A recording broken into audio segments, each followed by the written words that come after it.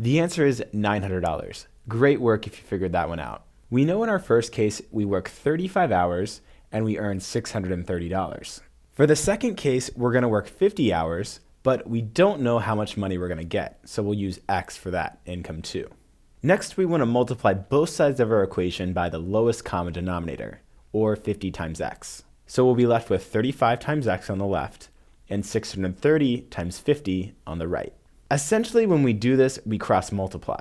We'll have X times 35 here and 50 times 630 here. Finally, we divide both sides by 35 and we get X is equal to 900. When you're problem solving, you want to make sense of this number in the end. What were we solving for? Well, we were wondering how much we could make, so that means we made $900. I know I included the unit here for you, but make sure you do that in your own problem solving and throughout the rest of your work.